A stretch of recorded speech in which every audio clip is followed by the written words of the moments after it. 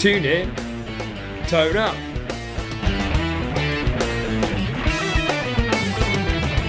Your one-stop shop for guitar tricks, tips, techniques and advice. With me, Gary Shilliday, and my own excellent teacher, Dan Davis.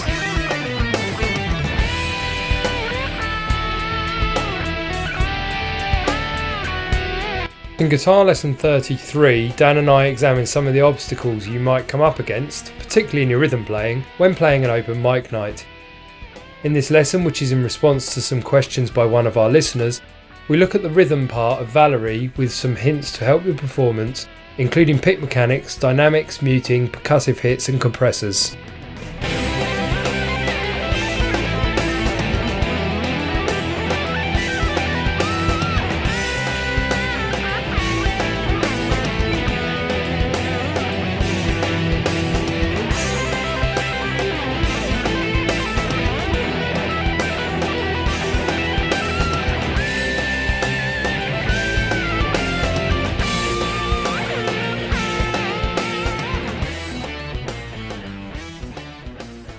So we've had some really interesting responses out there to some of our rhythm playing podcasts and things which are more dealing with sort of chords rather than single notes, haven't we? Yeah, it's been really good. Yeah. Yeah. I've had a student that's come to me on the basis of the podcasts, and they actually the other day, just a few days ago, asked for a complete rerun of the podcast we've just released with the sort of Hendrix style double stops and that, because they felt it was a really useful thing. And we've also had some emails via Facebook Messenger from a chap called Carlos. So hi Carlos. Hello Carlos. Hello mate. So thank you for your continued support. We really, really appreciate that. And we've been sort of answering some of Carlos's messages and things. And he came up with a very interesting point. Now I was actually talking to him this morning via Messenger. And I said to him, you know, what you're suggesting as a podcast, what a great idea. Let's do it. Let's do it. And here we are tonight, and that's exactly what we're going to do. So let me explain what that was all about. Basically, he wanted to know if he was good enough to be in a band. He had some reservations, and I suggested that he find an open mic night, a jam night, go out there, put yourself out there, maybe prepare a couple of songs, give it a try. You'll be surprised. You know, to be a useful and effective band member, you don't have to be one of the musical elite, but you just have to have something good to bring to the table. And also you find when you're playing live, it's a really good magnifying glass for error. And not just the errors you might make with your actual playing, but also the errors you might make with your sound, with your tone, with controlling your volume and all that sort of thing. So maybe there's one or two things there maybe you can prompt me later that I might sort of briefly run through. I know we've been through the whole pedal podcast and all that sort of thing, but there would be maybe sort of room for some interesting basic tips just to get people started in that regard so they've got a usable rig for live use. Perfect. It sounds like Carlos actually as well has got quite a good sense of that with his volume control as well. Because he said he noticed his funk strumming was sounding a little bit out, and so he turned his volume down a bit, and that's actually got to be a good practice. Of course. I mean, if you can't hear where you're going wrong, that's the worst thing. It's like young people can be cocky, but it's when they're cocky and they think they know everything, and they're really in trouble. And same with adults. Yeah. But if you know that there's something you're doing that's not right, at least you can kind of rectify it and get yourself on the right path. That's obviously going to help you. So there's a couple of points I wanted to cover. Hope that's all right with you. It's perfect with me. Strumming, rhythm, strumming patterns, getting funky, getting in the groove. Those are all things I just want to keep working on. Absolutely. For the benefit of Carlos, what he was interested in was the mechanics of strumming. Now, we often see people do it because it becomes an automatic reaction for a guitarist to just pick up a guitar and strum or whatever. Is something that, people have been doing from the day they've learned their first chord. But the actual mechanics of it, what's involved from the point of view of, mechanically with your hands, with your arms, strumming that chord and also the coordinating with your other hand and muting with the other hand is very important. Yep. The first thing I'd like to look at was a song that he said he did at the open mic night, and he was kind of struggling with it, I think. Not maybe with the song itself as such, but with kind of getting that rhythm. Yep. Now, this song was Valerie, originally done by the Zutons, I believe in the key of E. Well, sometimes I go out by myself and I look across the water and I think of all the things what you do, and in my head I make a picture. And then done by Amy Winehouse in the key.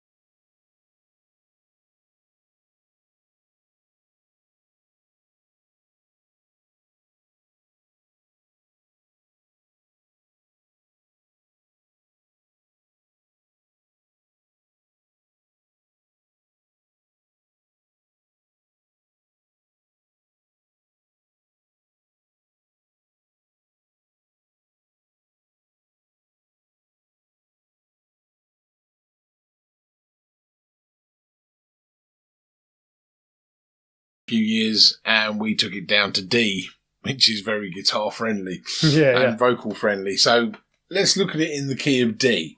Just going to look at the first two chords. Okay. Dmaj7. Right. And obviously for all you folks out of here who've learnt it in E flat, jack it up a fret and you're there, folks. So Yeah. Dmaj7, so we're at the 5th fret playing a Dmaj7 bar chord, and then E-7 at the 7th fret. Now you can either play the full E-7 chord, 7th, 9th, 7th, 8th and 7th, or you can do what I do and do the jazzy version, which is 7 on the A, mute the D, 7 on the G, 8 on the B, mute the top E. Now, with this song, what I'm always looking for with rhythm is not always exactly what's been played on the track. Now, I know that might sound like a bit of a terrible felony, but sometimes when you listen to a track, guitar can be buried deep within it. Yeah. Now, in all honesty, when you go to an open mic night, unless you have the luxury of a keyboard player, usually it's, if we're honest, quite guitar orientated often, isn't it? Yep. You know, or guitar forms quite a large part of it. So I try and pick up on the whole rhythm of what's going on. If there are other instrumentalists, we'll find let's pare it back a little bit and play a little less. But when you need to drive that rhythm forward, which was especially the case when I was playing in a 3-piece, you need something fairly meaty as a guitar player, even if you're playing like a clean sound. Now, what I've advocated with this song is playing on the offbeat. The offbeat is the in-between part of the beat.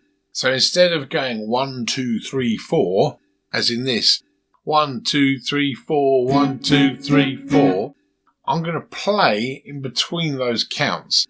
So if we put an and in between, 1 and 2 and 3 and 4 and, I'm going 1 and 2 and 3 and 4 and.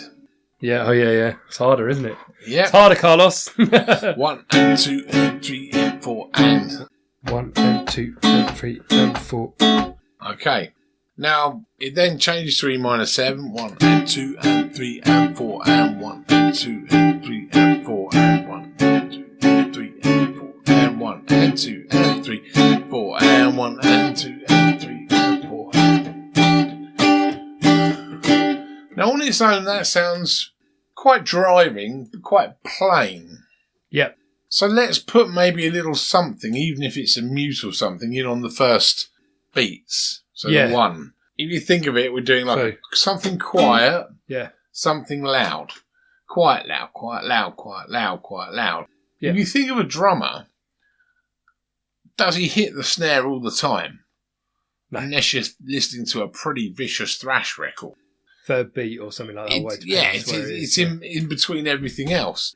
So essentially, like that loud cracking drum is in between the hi-hats and goodness knows what. Yeah. Because it's providing the accent. Yeah. You know, the bass drums are essentially providing the backbeat. The snare is providing that crack, that real keeping you in time bit. So it's not, there's nothing, you know, he's not just sitting there hitting a snare drum going, ooh, ding, ding. You know, he's hitting other stuff. It's just not as loud, or he's not hitting it as loud. So we can pick up on that percussive element as a guitar player.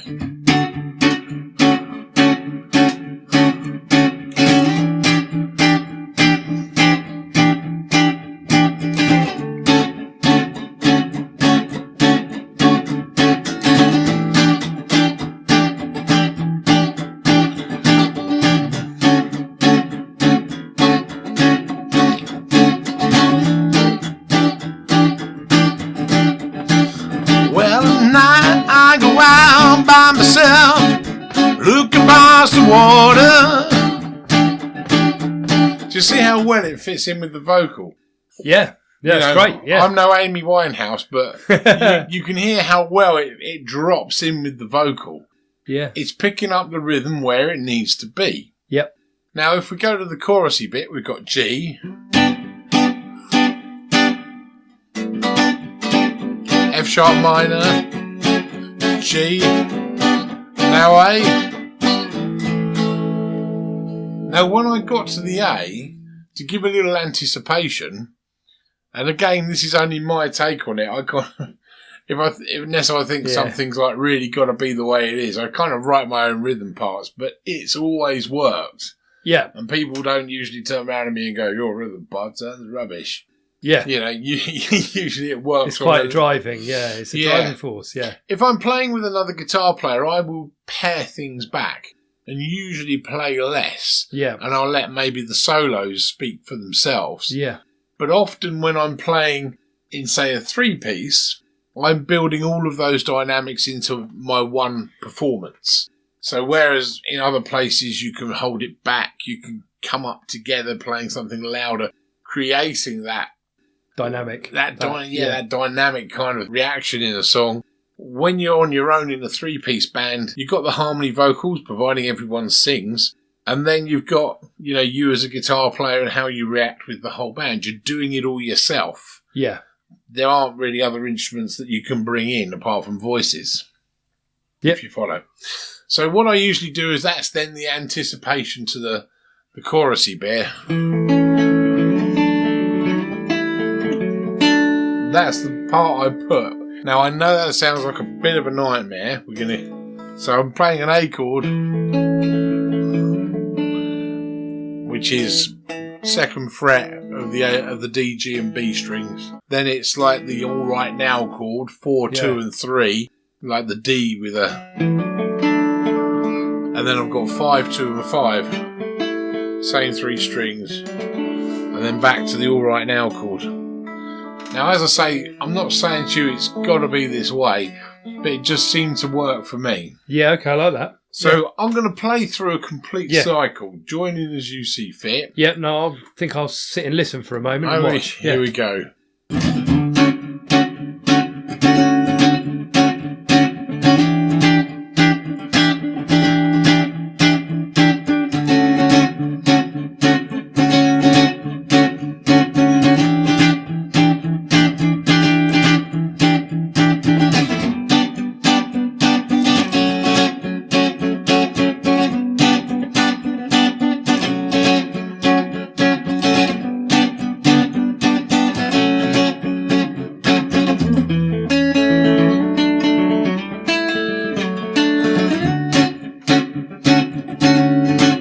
Dmaj7 Emin7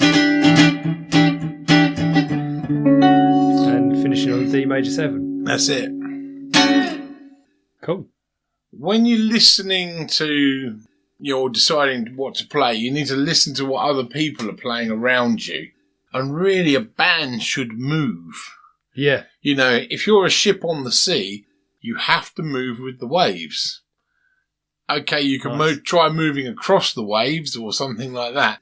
But the waves, to a degree, are going to sort of carry you, aren't they? Yeah. You know, there's no getting away from that. Yeah. Exactly. Yeah. And in the same way as a guitar player, you want that kind of synergy where you work together with everybody else. Drummer gets quiet, you get quiet. There's nothing worse. Well, there probably is. Let's not go there. We've all got Sky TV. But Yeah. there's something really uncomfortable for me when I hear somebody kind of carrying on playing really loud when the drummer and the bass player have got quiet. Yeah. It's like, where's your sensitivity, man? Yeah. You know, Aren't you listening? yeah, exactly. You know, you're a musician. You wanted to do that because of how good stuff sounds. It's going to sound better if you work together as a team. Yeah. You know, build up songs together, get quieter together, let the dynamics work for themselves. Yeah. And when you've got a bit of anticipation in a song, maybe it's a bit before a chorus, like that little delay section there.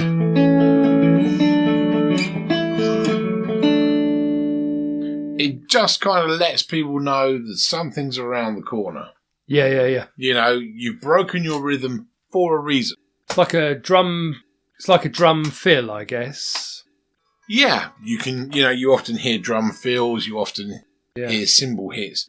Now let's look at the mechanics of what we're doing here as well. Yeah, because Carlos was asking about how you relax your hand while you're playing and remain relaxed. I think that was some of the focus of what he was asking. That's right.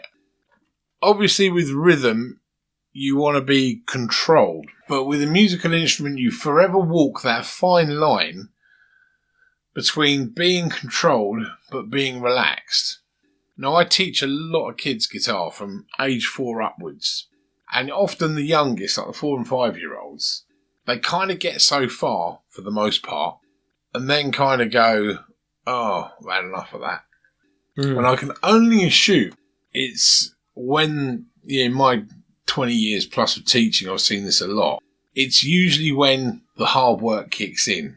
Because an instrument gets to a point where the work kicks in. And a lot of kids at that age, they don't have homework and stuff as such. You know, it may be, or not to any great degree. And so everything they do is done sort of there and then. Now, guitar requires plenty of homework if you're going to make it work. You know, and a little goes a long way. Practicing a few times a week will be a hell of a lot better than not picking it up at all. But I think part of what brings them to the instrument in the first place is they see bands and stuff, they see people making it look easy, and there must be a subconscious penny dropping going, wow, sounds amazing, looks easy.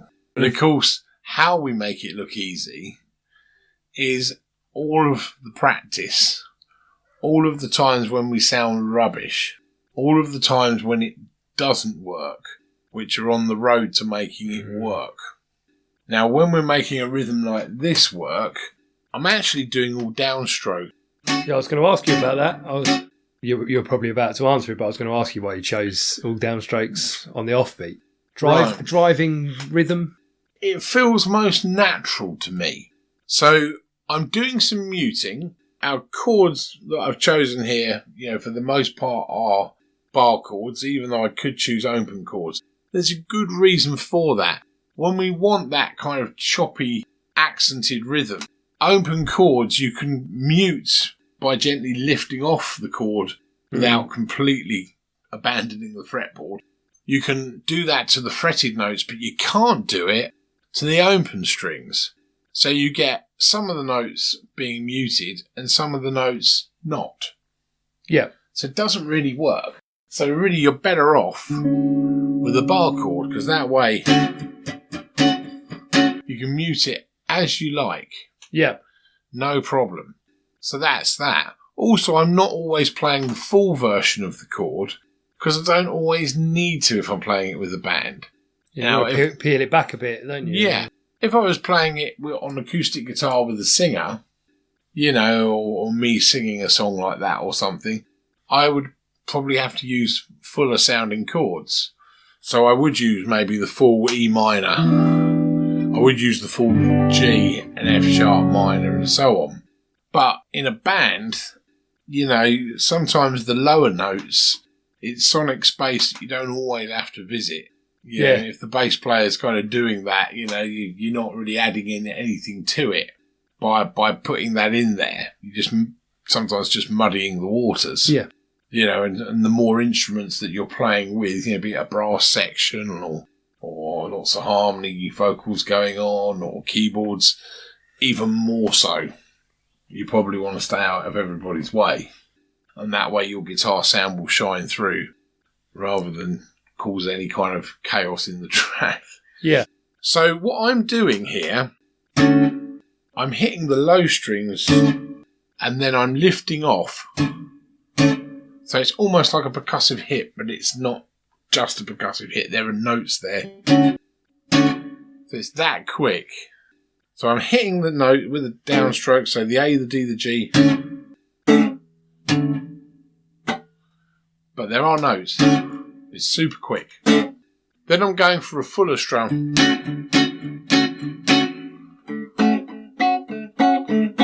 That's it.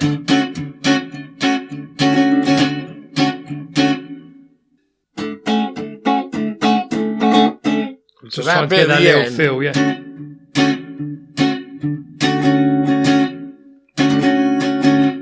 So I hold the chord down there. That's it. Now you're coming in early, I think.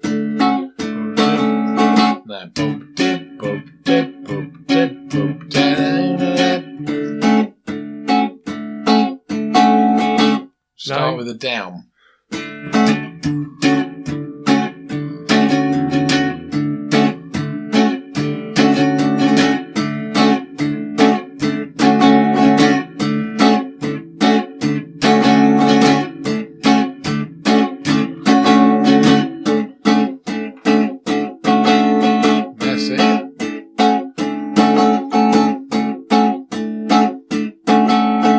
Cool. The one. Thanks for this, by the way, Carlos. See, it's handy it's for very everybody. helpful, yeah. The thing with rhythm guitar is it's such an important skill. Yes, It's such an important skill, and it's kind of hard to learn as well, I think. so kind of maligned or left to the side or not looked at enough. Yeah. It's hard to find good information on it, I think. Yeah, it is. It kind of is. And it's one of those, I'm going to relay, I apologise if I've relayed this story before, but I had an incident. Incident makes it sound like it's something criminal. But I had a thing that happened to me some years back. We're probably talking almost 10 years ago now. Maybe not quite so much, but moving in that direction. It's sounding more and more criminal, Dan. It is. But carry on. It was a dark night. An owl hooted. Sorry, I got carried away. Appeared from the shadows with a Fender Strat 87 Deluxe. Well, but yeah, I used to attend this jam night up in Essex in Stanford-le-Hope, and it was great fun. I ended up becoming part of the house band, and we weren't paid much. Every 2 weeks we went up there. We dragged our gear all the way up to Essex, which cost about 20 quid in petrol, and got paid 35 quid for playing for a couple of hours on the Sunday night. Hardly a money spinner, but I met some wonderful people and it was a good laugh. Now, one night, this kid got up, probably like about 11 or 12 or something, and he blasted his way through a few tracks. And admittedly, I'd admit, his lead playing, he'd, seriously worked on it. He was very quick, fairly precise. I wouldn't say his lead playing was necessarily particularly inventive, but this is an 11 or 12-year-old kid, come on, give him some due for putting in the hours and making it work. So his lead playing was truly impressive for the age and probable time he'd been playing. I've met people who've been playing 3 times as long who can't play that sort of thing. But his rhythm playing, meh. It was in time and everything, but it was just all fairly basic bar chords and power chords, really. Nothing really particularly interesting. Nothing groovy. Nothing groovy, nothing interesting, nothing adding an extra note there just to add a bit of interest, adding the 9th or something like that. It was just blocky bar chords or power chords, rather. But my point being, we buy into the lead playing bit. Yeah. And that's like the glory boy stuff that reels a lot of us in. you know, a lot of us guys, and if we are brutally honest, for the majority, with a few exceptions, it is guys. I heard an interesting thing that Steve Lukather has said about that. He was talking about being 60 years old and speed. Yeah. And he was saying how nice it is that he no longer has to be part of that competition. Yeah. Like he's peeled away from that race, if you like, because there's plenty of people that I guess he's saying that are faster than him even, you know. Yeah. And it's good that he's peeled away from that and he's playing with feel. A couple of people have said that on things I've listened to recently about how it's not about how fast you can play, it's not about this, it's not about that. It's about how much feeling you can push across, and I know you subscribe to that as well. I do. I mean, I grew up through the shred movement, really. You know, I started guitar when I was, guess, about 9 or 10, so really, I think it was 1982. My word. Yeah. That's really hitting it on the head, isn't it? The old shred movement as well. It is. So, yeah, I remember Mike Varney ran the Shrapnel record label, sort of the mid to late 80s, and that brought up people like Jason Becker, Marty Friedman, Christian Petrelli. There was absolutely loads of great players on his label. And then you had Music for Nations, where you had Yngwie Malmsteen and Steve Vai and Joe Satriani. And I guess because of the time Steve Lukather was playing, he did get wrapped up in all of that. Yeah. I still like playing fast. I enjoy playing fast. It's a challenge and it's great to keep your technique up there. But I also realised that there's a lot more to guitar playing besides. And actually having your sound. Sometimes doing a challenge, which isn't a speed challenge so much, but is maybe a challenge technically that you weren't expecting. There's an awful lot of rock guitarists, I've come across quite a few that I know, who can't really play anything funky. Yeah. Yeah, they can play some pretty serious rock stuff, but they can't bash out a Nile Rodgers riff. Yeah. And of course, if you know, that is the epitome of being the human metronome and keeping in time, making it funky, keeping it really in the pocket. But yeah, as far as this little sort of chap was concerned that I was referring to, his lead playing was clearly where the effort had gone. Yeah. And I think it's kind of how kind of rock guitar has sort of evolved in a way. Is sort of, you know, we've bought into the lead thing more and more and more. Yeah. You know, but if you want to be a session guitar player, if you want to make songs sound good, if you want to write good songs, you need to know what the cool chords are. You need to know what makes a song tick, what makes a song groove. How are you going to slip your guitar part in there? You know, there's plenty of times where I've said to people, what do you like? You know, what do you want to learn? What song do you want to learn? And they come up with, no offence, but like the most stupid, like, idea. And you kind of go, okay, that's a hardcore dance track. You might be on the wrong instrument. But, you know, sometimes, just sometimes, you can take some of that and you can put it on guitar. Yeah, yeah. If you've got a good sense of groove and rhythm. It's where the creative stuff happens, isn't it? Sometimes in the fusion. And sometimes guitar appears on stuff like that. Remember this? There it is. Yes.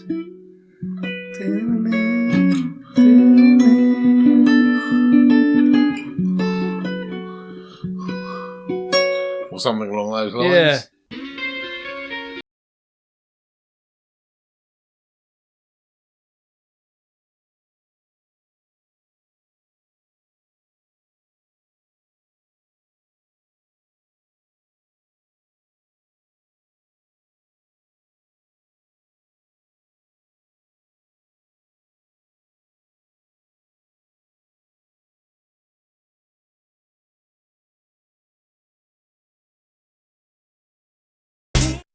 You know, so you get little bits of guitar playing that appear, caked by the ocean.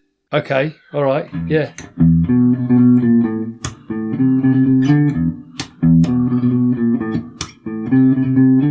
Or something. Yeah, it's got a groove, hasn't it? Well,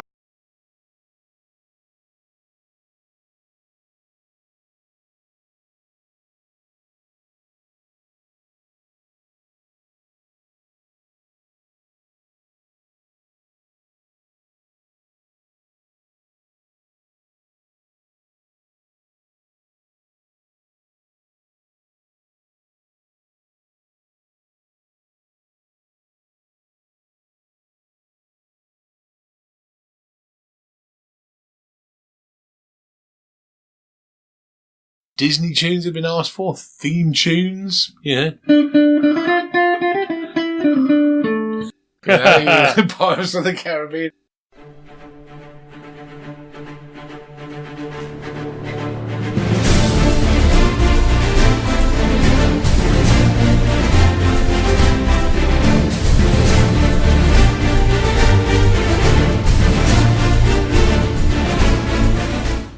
But that kind of ability to kind of listen to the music, whether it's guitar-y or not, and listen to the rhythm and see what you can do with it. Yeah, because you want to be a musician as opposed to we love the guitar, it's our voice, but you want to be a musician really, primarily, I would say. Of course, yeah. Absolutely. So when it comes to the rhythm playing, let's talk about not just the mechanics of what we're doing. Let's talk about staying loose. Yeah, staying great. Loose. Really, with sort of rhythm playing, it seems to work best, as with, in my humble opinion, most things on the guitar, if you are relaxed. Yep. And you work sort of from the wrists. So you keep your wrist nice and relaxed. And let the hand almost sort of fall on the strings. Now, I realise this causes certain problems. Oh, let's let you have a bash at that, Gary. Sorry. That's it.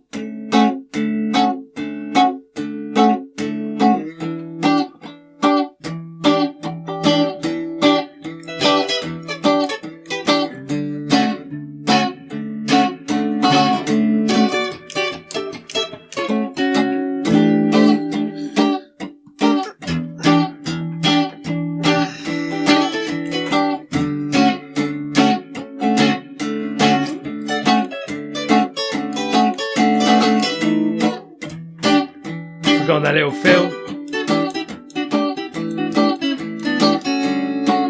Nice.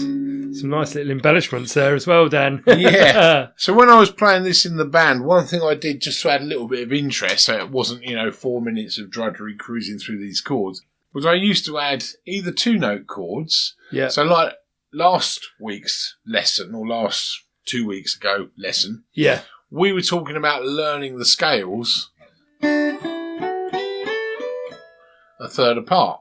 Yep. So for all those listening, have a listen to that lesson and listen to that bit sort of towards the end. But sometimes what I would do with this particular tune is I would add those things in the top. So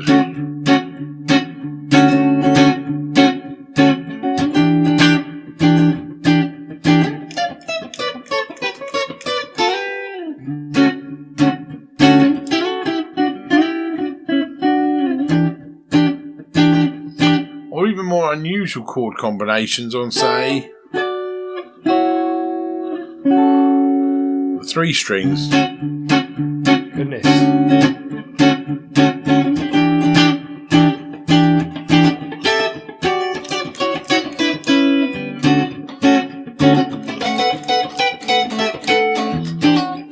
Yeah. So, just little really cool. So we're in D, aren't we? So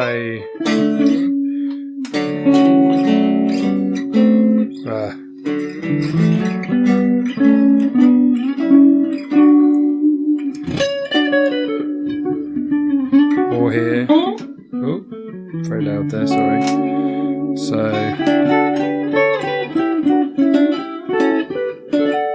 I think after all these years and working on it, those sort of things are kind of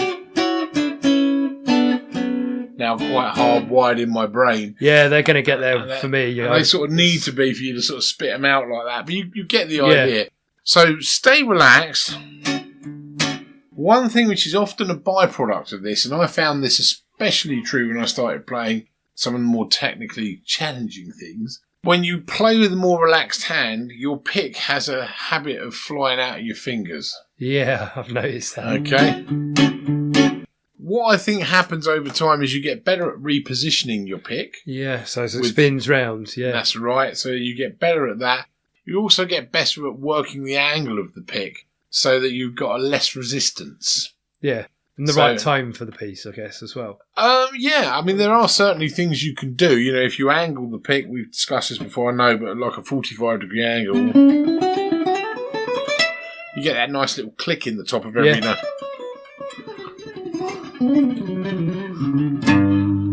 Or you can play very much with the pick not right angles as such, a right sort of beside the string, so you're not at 45 degrees, you're pointing towards your thumb towards the headstock. Much more jazzy, kind of quite gypsy jazz type tone, I guess. Yeah, it sort of takes the edge off it a little bit, doesn't it? Yeah. It's a subtle thing, but it's there. Yeah. But when you're trying these things, don't worry if your pick flies out of your hand. If you are playing live, one thing that can help is these things are about £7 or something. But on my mic stand, I've got one of these Dunlop pick holders. Yeah. I've actually kind of gaffered it to my mic stand so it can't go nowhere. Yeah. And you can just place picks in it. And if you drop one, you've got one right there, or however many you put in there.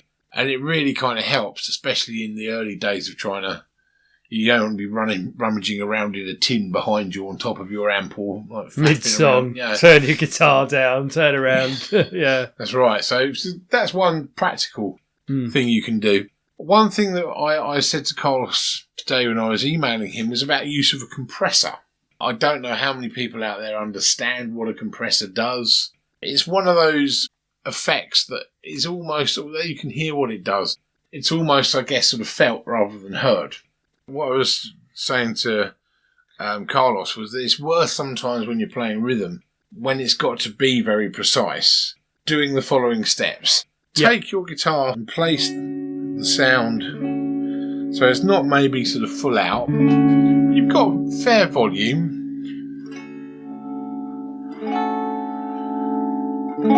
So you can hear it properly. Now, keeping a rhythm the same and even, see how quietly you can strum. What's in the middle? Bring it up gradually.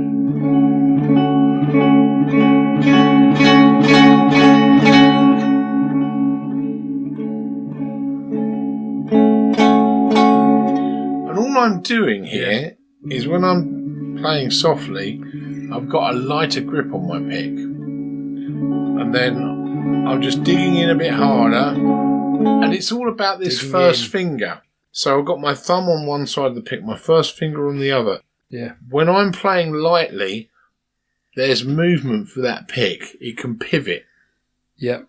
Okay? Gotcha. This is really anal stuff. But I'll tell you what, it's the physics behind what makes this stuff tick. This is the stuff people don't tell you. Yeah. Okay? Yeah, this is the stuff that you can't read on the back of a packet of Ernie Ball strings. So your pick kind of pivots.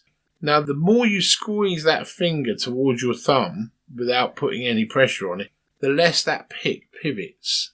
Therefore, the more it's in contact with that string and offering resistance. So for the same strum, you're getting louder. So here's me really just being gentle with it. Now I'm going to offer some resistance. Now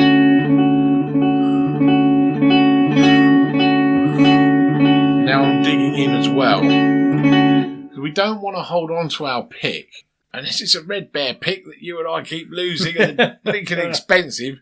But you don't want to, as a rule, hold... Sorry. I just got another one. Whoa! Don't tell his missus.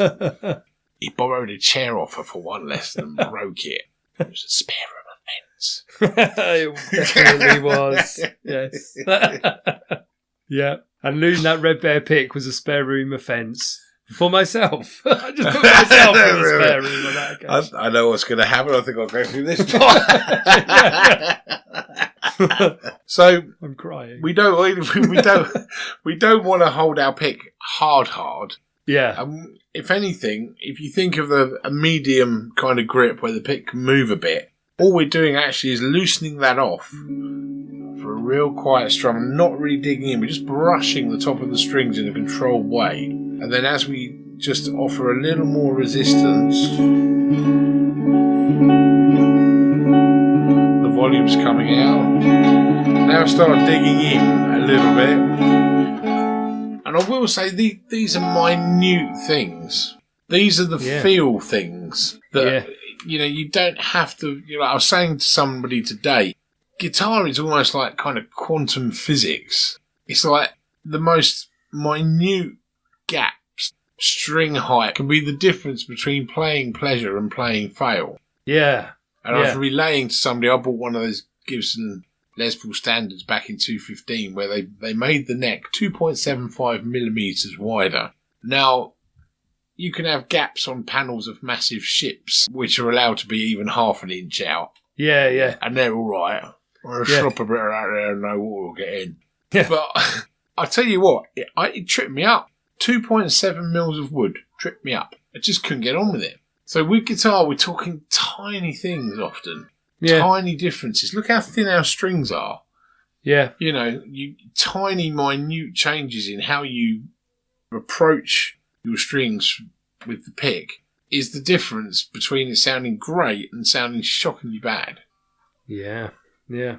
Do you know what I mean? Using your fingers, different sounds. Yeah. There's so many different variations that you can make, aren't That's there? right. If I adjust my pickups for height, I find sometimes 1/64th of an inch is the difference between pickup joy and it ain't there yet, sorry. It's tiny, tiny little things, especially like the more in tune with guitars and music you get. You end up with ears like a bat and it's like a double-edged sword, Do you know, I sometimes am teaching some of my classes at school, and there's a few of them whispering at the back. And I sometimes say, I wouldn't be talking about that if I was you. They've said I've got ears like a bat. And it's because I don't think it's that you can hear quieter things better. I think it's that you can focus your attention in a different way. You can go, I'm listening to that voice now, I'm going to pick it up. Yeah. Whereas you can't do that without that practice. And you're listening for certain things. Yeah. You're listening for certain things that you're expecting or you want to be there or you think should be there. And it's kind of like when everything sort of works out, even with, sort of, as I say, something as crazy as like your pickup height or your string height. It's like all the planets align and you go, I'm relieved now. That's the way it should be. What's that English guitarist we were talking about earlier? Adrian Legg. Adrian Legg, thank you. He said that he got a perfect setup at one point. He got the amp absolutely perfect. Everything was spot on for him. It was the best sound he'd ever had. And he immediately had to get rid of it because he knew he wouldn't be able to get better than that. So he wanted to return back to that raw playing. Isn't that, obviously he's still got a great sound, but he's got rid of this setup because he didn't want that perfection. Isn't that mental? It's crazy stuff. Interesting though as well, because he would be dissatisfied by everything else afterwards. It is strange though, like when to be a guitar player and to not have some prospective purchase burbling in the background. Oh yeah. To not want. You're not a guitar player, really, if you haven't got that. It just feels wrong. Every guitar player I know has got something that they want to buy or something that they're planning on or they're going to trade this in or sell that or whatever it may be. Yeah. It's an interesting thing, but I think we're always searching for the elusive. But it's almost like the searching is our exciting part. Yeah. If you actually find it, that's... Then what? Yeah, what then? I've stuck with Cornford Amps for quite a few years now. I've been using Cornford Amps since, I think, 2009. So Paul Cornford, if you're listening, Paul, we've got a website. Get in touch. Paul, I'm going to say this only once. And Martin Kidd, he designed the amp I used, the MK50 Mark II. You boys are sorely missed. I know Martin's got Victory, but do you know what? There's so many guitarists with a soft spot for the Cornfords. They're such a lovely amp, so beautifully put together, so immensely good sounding, and so practically done. The modern musician. So practically sort of put together so that they serve the needs of the musician well rather than serving the needs of the amp manufacturer.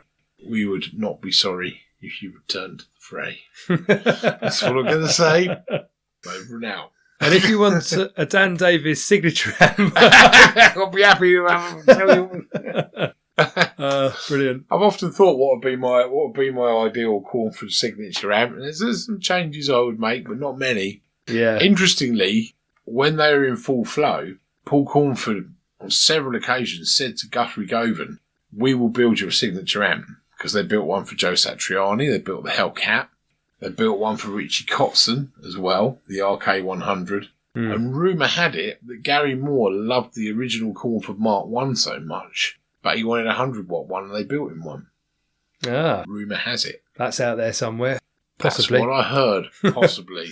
Sounds like a Monty Python sketch wanting to search for the MK100. That's right. That's right. But yeah, Guthrie actually said, "You know what? The amp is so good. It's so perfect. Don't make me anything. I wouldn't change a thing." Yeah. And it is High praise. High praise indeed. And it is an immensely good amplifier. No doubt about it. Yeah. So yeah, but I think it's our elusive, continuous search, isn't it? Yeah, and we were talking about compressors, weren't we? And sorry, we've gone well off track, haven't we? I just remembered myself. We were talking about compressors and how they make the notes jump out. Blind. Time to rewind. Yeah. Oh yeah, compressors. Yeah. Compressors elude some people, but they're actually quite a simple device, really. But sometimes setting them up so they serve you well can be a bit of a task if you don't know how to do it. And a compressor can work in several different ways as well. You can use them like a clean boost if you want to. Yeah. Now, when we use an overdrive or a distortion, either a box on the floor or the distortion the amp's got, it's got its own compression. Yeah. So in that instance, the compression of an overdrive or distortion channel is it evens out the sound. So it evens out the volume. So if I'm playing a distortion, or put mine on drive sound, so if I'm playing a low note or high note,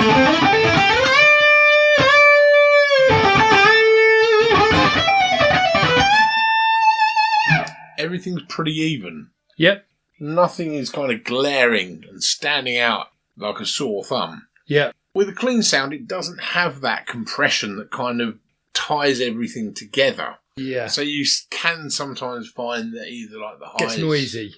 Sorry? Might get noisy when you're moving your hand and stuff like that. Or... If anything, a compressor might make it more noisy because it's sort of boosting things. But sometimes with a clean sound, you get sort of peaks and troughs. Yeah. Like you might get like the bass booming through and the treble's buried, or the treble cutting through, and you sometimes get an unevenness. Yeah. Clean sounds by their very nature, especially at low volumes or modest volumes, can be a bit uneven.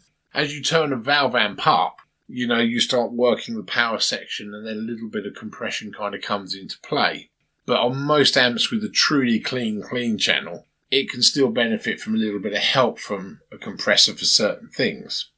So what a compressor can do is it basically lifts up the troughs in the sound and suppresses the peaks. So if you think normally a clean sound might be sort of a bit all over the show, where maybe some things are kind of, some frequencies are shining through, or some strings are sounding a lot louder than others. What a compressor does is it kind of puts everything in the same kind of place. So anything that's not quite as loud as maybe it should be, it can bring up the volume of. And anything that's peaking and going over the threshold, it can bring that down and suppress it. So sometimes the notes that you usually get buried in the mix a little bit when you're playing rhythm kind of come up and get louder. So with my clean sound, I don't know how this is going to work out. Let's see.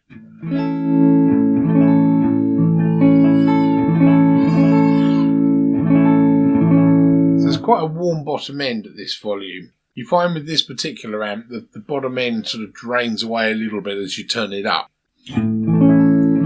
So what a compressor would probably do is boost the bass a little bit. Probably suppress those notes. Oh, right, yeah. And boost the top notes. So...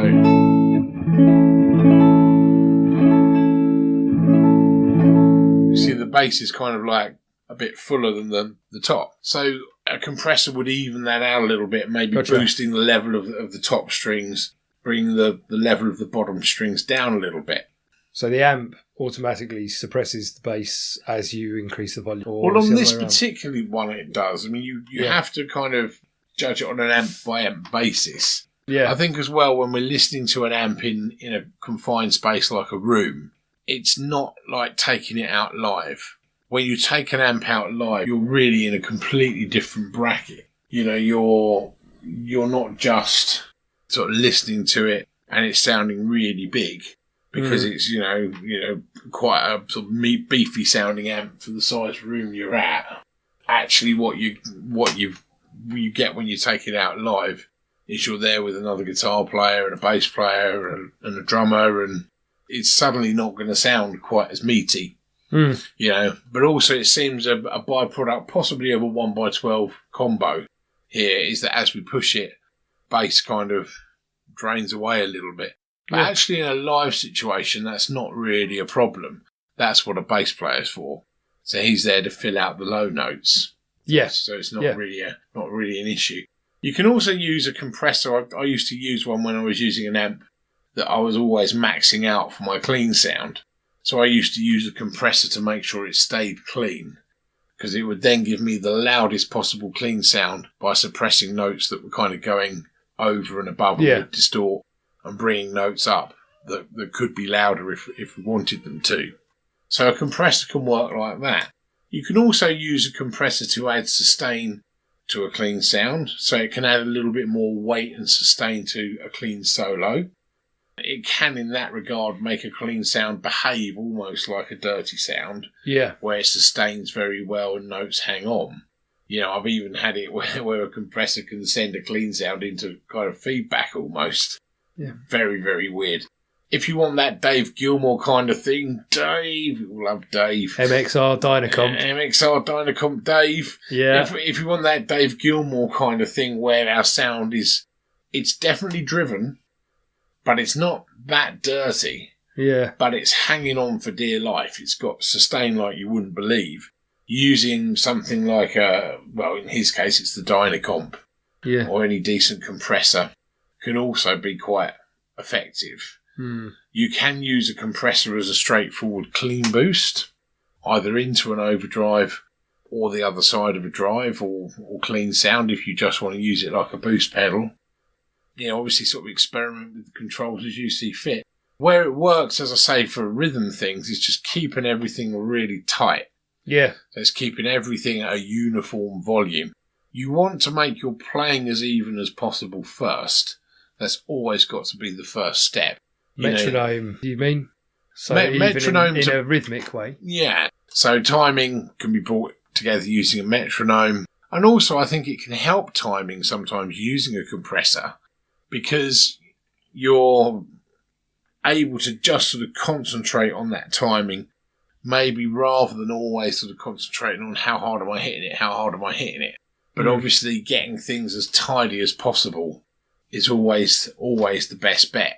I remember a very interesting little saying that I heard when I read an interview with the then Steve Clark and Phil Collen from Def Leppard when they were making the Hysteria album. Mutt Lange was producing it, and they said that with Mutt Lange there's no fix it in the mix. In other words, you don't go and play a load of crap and a load of cock-ups, and then we'll just sort it out later. So I think there's a good lesson to be learned there for a tidy performance, whether you're playing live or in the studio, is if you think along those lines, you know, whereby you want to make your playing as tidy as possible and together as possible, and then you're just going to use the effects to enhance already good playing. That's always better than going, well, I can play a load of rubbish and this pedal sorts it out. Yeah. Every time. It's the equivalent of auto-tune. That's right. One thing I hate auto-tune so much. It can be a little bit plastic fantastic. One thing that also came up in Carlos's emails was about the volume. And I wanted to talk briefly about that. Yep. So I had a little bit of advice for him. He was going to the jam night, as we mentioned earlier, and sort of seemed to be kind of maybe wrestling with the amp. Yeah. Now, There's a couple of suggestions for even making the most basic rig more useful in a live situation. 2 channels on your amp, yeah, it can work for you, but without any pedals or anything, it can be slightly harder work. You know, if you haven't got a sound man to kind of boost you for some of the solo passages, often winding up your volume, especially if you're using higher gain, is not enough. You're almost always going to have to take care of that yourself. Quick question. Yes. The sound man boosting you for your solo. So if you're not in control of that, you've just planned that in advance. Yeah, I mean, usually a sound man, say you get to a venue and you've got a bit of a boost for your solo, but it's not quite enough. You know, it's up to the sound man, you know, to go, oh, I think we need a bit more of that. Can you get into a situation with the sound man where, you know, he thinks I'm going to boost you and you reach down for your volume knob at the same time and over boost because you've both done it? Or I'm sure it can happen. I mean, generally in my experience, you know, playing sort of pub and club gigs and things like that and wedding gigs, you take care of the boost yourself. Yeah. If you're playing through a PA system, i.e. you've got like a mic in front of your amp, or you've got, like I've got on this amp, a speaker emulated output, so I plug in an XLR lead into the desk and we're away. Once something's coming through a PA, often it's quite sensitive to levels of boost, and you don't need an awful lot. So you might need, you know, 4 or 5 dBs, and that's enough, you know, to get you over the other members of the band and give you a good mix. Yeah. When you haven't got the luxury of going through a PA system, and if we're brutally honest, you know, these lessons are lessons for common man. Not those for playing Wembley. Yeah. So, you know, most of us find ourselves in a situation where our back line is our sound. You know, I've done lots of wedding gigs where we've mic'd up. I've done a few pub gigs where you play an exceptionally large place and you're mic'd up. Or festival gigs where the sound man kind of takes care of the majority of your sound. But generally speaking, your amp is your amp. That's what's going to produce your sound. That's what's firing it out to the audience. And I find when I'm not mic'd up, I need considerably more firepower to get over the other guys in the band and hear myself properly. So I need quite a bit more boost than maybe just 5 decibels for a nice room-filling solo sound. Yeah. Now, if you haven't got the luxury of a multi-channel amp and a couple of master volumes on there, there are ways of doing it, even with a single-channel amp. Set your single-channel amp up for essentially your clean sound or clean-ish sound, and you can either use a clean boost pedal, something like MXR's micro amp. There's tons of other more expensive and less expensive types of thing that you can look at, but basically a clean boost. TC Electronics T-Spark, I think, is another one. Joyo, they do the roll boost. I mean, I use a Coco boost on my big board, actually. and I use a Zvex Channel 2 on my small board. That's isn't it? The Coco boost is quite pricey. Pricey. Got it second hand on eBay for a bit of a killing. Good. Highly recommend it though. Great pedal. But yeah, any of those pedals into the loop, and providing your amp isn't maxed out, it will boost whatever sound you've got going on in the front of the amp. If you haven't got an effects loop, or you don't like using an effects loop, but you still want a boost for your solos, another way of doing it is if you set your amp up clean or cleanish, and you have a drive pedal into the front of the amp, and after the drive pedal, you put the same clean boost pedal, or a volume pedal. Either will work. A volume pedal obviously allows you infinite stages, some variations in volume. A clean boost is a one-shot deal. You know, you get to the so it's one reason I use one is because I like that. Get to the solo, hit the boost. Don't worry about how far you put your foot down. That's right. Yeah. Although a lot of people like the volume pedals because you can do volume swells with them, which is quite nice. Be careful of the tone-sucking qualities of some of them. Some of the passive ones don't always work out quite as well with the robbing you of top end. So yeah, that's another option. You know, I would always say, unless you're going to use the distortion on the amp, it's good to have a drive pedal or something like that, and then a clean boost thereafter. Providing your amp's not too distorted, then a clean boost will allow a nice sort of lift for your solos. and it'll boost the sound on the amp or the sound of the drive pedal, depending whether you've got that drive pedal engaged or not. And it just makes things more usable. Both my amps have 2 master volumes, which does the same job for me. And it just means I can go on stage with either amp, knowing that I just dial in the amount of boost I want, and there it is. Yeah. Any sound I like at 2 different volumes. Voila. Add a handful of pedals to taste, and you're there. Job done. Yeah, it's not exactly the biggest setup in the world, is it? So that's good. Yeah, that's all very good stuff. Thanks very much. No problem. I hope that's been helpful. I know we've had a lot of chit-chat, but we also looked at some really interesting mechanics of rhythm. So the things to take away, in summary, remember to maybe use muting to great effect, because even a percussive hit of the pick is just as important as a strum. For if you're in any doubt, have a little look at Nile Rodgers' guitar work and you'll see exactly what I mean. Percussive hits all over it. That's the nature of funk guitar. Don't feel you've always got to hit every string. We were doing a percussive hit on the lower string, like the A and the D, and then a fuller strum after that, thus giving us the light and shade, the quieter, the louder. Talking of light and shade, remember about the pick, holding it lightly, then offering the pick a little resistance from your first finger, and then maybe digging in for louder sound so that you can take one clean guitar sound, or cleanish guitar sound, and get a louder or quieter tone. You can even get it to the point, show you very briefly using a distortion sound, folks. If you're using a lightly distorted sound, you can play light enough for it to go clean.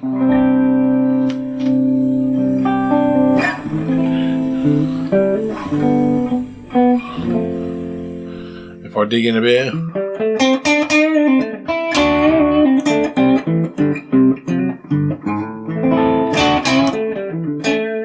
it starts to break up. But yeah, biting point. Yeah. That's right. If we edge that up a little bit more, maybe. Still got quite a clean sound, yeah.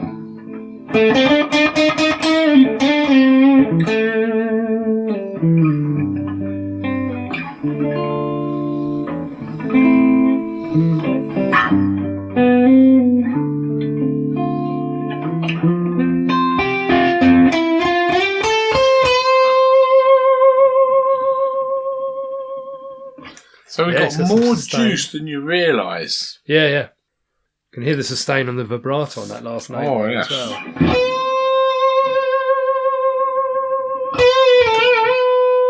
Well, you're gaining some sustain by literally rubbing the string against the wood. Yeah, it's good.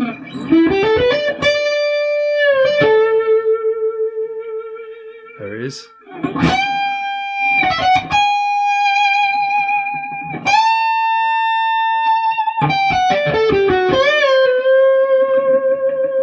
Very nice. So even just digging in kind of brings a lot of that gain out. Yep. Which is not so there if you're playing lightly. Nice. It just goes to show you how much light and shade is available right in your hands. Yes, yes. You know, want to rush out and buy a new pickup? Be my guest. Want to rush out and buy the latest drive pedal? Go for it.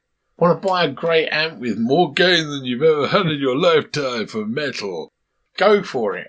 But actually, a lot of the time, I know people say it, it's kind of gets a bit boring. I want to toes in your fingers. But a lot of it is. Unfortunately, those boring old farts have a point. Yeah, I know yeah, it's annoying, yeah. but you know, there is a fact of you know how you play, the sensitivity with which you play, whether you are absolutely gunning it or being subtle like Mr. Knopfler. It's down to you. You are the master of your tone. Whether you're playing through a nasty 10-watt Park transistor amp, or whether you're playing through the most wonderful boutique stack you've ever come across. Yeah. You know, whether you're playing a Squire Strat or one of these lovely PRS beasts. Yeah. You know, you really have the tone at your fingertips, and Yep. you need to sound like you. Keep coming back to that. Thanks very much. I'm going to hammer it home until it sits in the brain. I'm just trying to be forgotten. Work out what me is still. I know. Well, I spent a long time working out what me is. I'm a fat bald bloke that plays the guitar was where I came to. Yeah. Slightly older character here playing guitar. But anyway, there we go. It's all good fun. We'll work it out. So Thank you. I hope you enjoyed that, Carlos, and I hope our other listeners enjoyed that too. Do get in touch. Let us know what you Carlos, and we'll address your questions. Thanks very Certainly much. Will. Good night. All bless. Stay tuned for more episodes, jams, improvisation ideas, and well-informed thoughts about amps, pedals, and guitar tone. If you enjoy this podcast, leave us a review on iTunes, find us on SoundCloud, or see our website on tunein-toneup.com. Here you'll find show notes, tabs, and further research and resources. It's also a good place to get in touch. We hope you're finding these lessons as interesting and as useful as I do, and if you have any suggestions, we'd love to hear them.